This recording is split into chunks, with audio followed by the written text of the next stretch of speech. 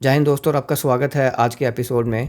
रावलपिंडी और इस्लामाबाद की तरफ से अब एक बहुत ही कड़वा और रियल किस्म का मेल्टडाउन मोड देखने को मिल रहा है। हमने पिछले एपिसोड में पाकिस्तान की भारत में की जा रही डिजिटल इंटरफेरेंस की बात की थी, लेकिन आज कहानी बदल चुकी है। आज हम उस बेशर्मी की बात करेंगे जो खुद पाकिस्तान के प्रधानमंत्री शहबाज शरीफ की जुबान पर आ चुकी है। 31 जनवरी को उन्होंने जो बयान दिया, और वो बयान कुछ ऐसे था कि अब हमें भीख मांगते हुए शर्म आती है। ये सिर्फ एक इकोनॉमिक क्राइसिस नहीं है, ये रावलपिंडी के उन जनरल्स का नैरेटिव का डेथ वारंट है जिन्होंने 75 साल से पाकिस्तान को एक स्ट्रेटेजिक रेंट की तरह दुनिया को बेचा था।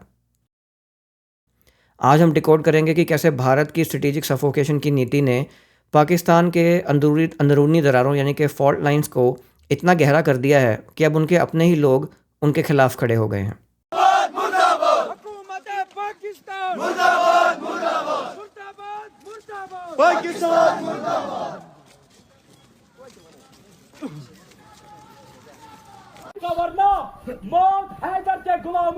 देखिए, पाकिस्तान ने हमेशा अपनी फॉरेन पॉलिसी को कमर्शलाइज किया था इस बात पर कि साहब हम दुनिया के लिए बहुत इंपॉर्टेंट है, हमें बचा लो।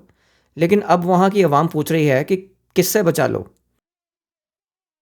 जनवरी 2026 में पाकिस्तान के अंदर जो प्रोटेस्ट हो रहे हैं वो कश्मीर इशू के लिए नहीं हो रहे, वो हो रहे हैं बिजली के बढ़ते हुए दामों की वजह से और जनरल्स की बढ़ती हुई ताकतों की वजह से।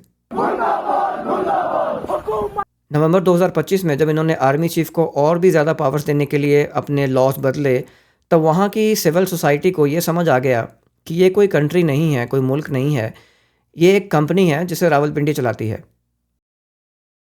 आज महंगाई की जो दर है वो 40% से पार हो चुकी है और आवाम ये देख रही है कि जो जर्नल्स हैं और उनके जो गोल्फ कोर्सेज और DHA प्लॉट्स हैं वो मजबूत हो रहे हैं, लेकिन आम पब्लिक की थाली खाली है। इस नैरेटिव का पतन ही असली रावलपिंडी फ्रैक्चर है। पाकिस्तान आर्मी ने एक नैरेटिव बनाया था कि आर्मी ही है जो वो कंट्री की प्रोटेक्शन कर सकती है, लेकिन 2026 की हकीकत क्या है? 31 जनवरी को बलूचिस्तान में हुए कोऑर्डिनेटेड अटैक्स ने रावलपिंडी के सारे सुरक्षा के दावों की हवा निकाल दी है।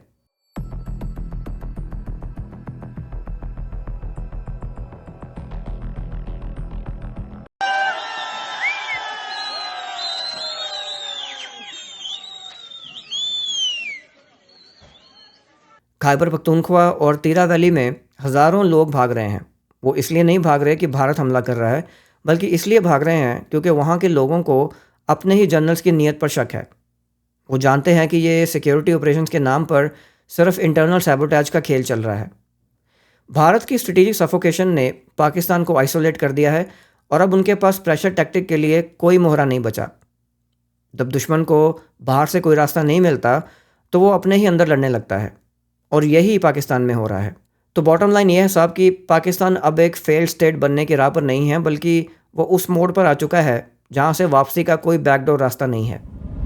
भारत ने पाकिस्तान को डिहाइफनेट कर दिया है। आज दुनिया भारत को G3 की नज़र से देखती है और पाकिस्तान को एक इकोनॉमिक ब्लैक होल की नज़र से। अगले कुछ हफ्तों में हमें इन 3 संकेतों पर गौर करना होगा। सबसे पहला है द पब्लिक अपराइजिंग। क्या बलूचिस्तान और KPK के जो प्रोटेस्ट हैं वो क्या इस्लामाबाद की सड़कों पर पहुंचते हैं? और दूसरा है द बैगिंग ट्रेंच। क्या IMF और फ्रेंडली कंट्रीज़ अब फंड्स के बदले पाकिस्तान की स्ट्रेटेजिक एसेट्स यानी कि एटॉमिक एसेट्स की निगरानी मांगते हैं? और तीसरा है मिलिट्री स्प्लिट। क्या जर्नल्स के अंदर बढ़ते हुए प्रेशर की वजह से वहाँ कोई इंटरनल कूप टाइप की सिचुएशन पैदा होती है?